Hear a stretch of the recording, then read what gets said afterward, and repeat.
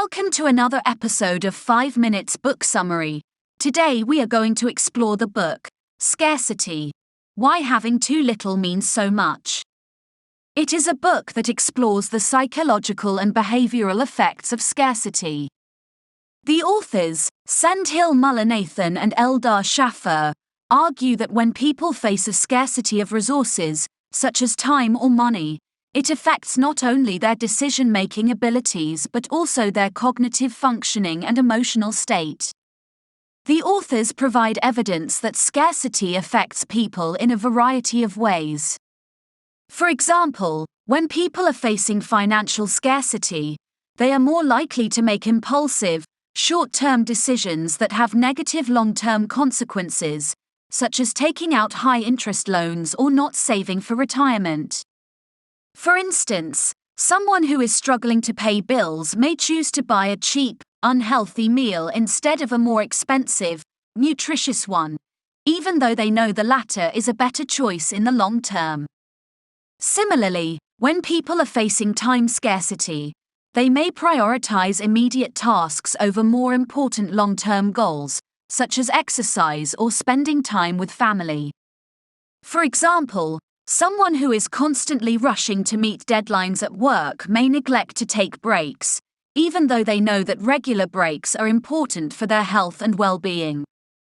The authors also explain that scarcity can create a scarcity mindset, in which people become hyper-focused on their shortage and become less able to see and consider alternative solutions. For instance, someone who is constantly worried about paying bills might miss out on opportunities to save money or make more money because they are so focused on the immediate problem. For example, a farmer who is struggling with a shortage of water for their crops may be so focused on finding water that they overlook opportunities to grow drought-resistant crops or use water more efficiently. The authors provide evidence from a variety of sources, including laboratory experiments, surveys, and field studies, to support their arguments. They also provide suggestions for how individuals and organizations can mitigate the negative effects of scarcity.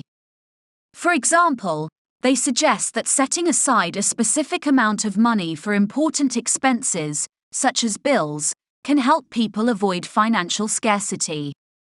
They also suggest that prioritizing and scheduling time for important tasks can help people avoid time scarcity.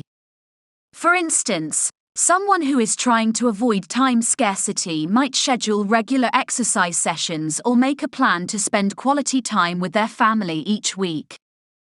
In conclusion, Scarcity: Why Having Too Little Means So Much is a groundbreaking work that sheds light on the psychological and behavioral effects of scarcity.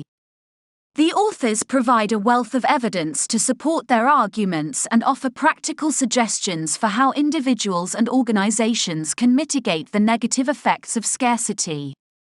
The book is a must-read for anyone interested in understanding how scarcity affects behavior and decision-making and offers practical solutions to help people overcome these challenges.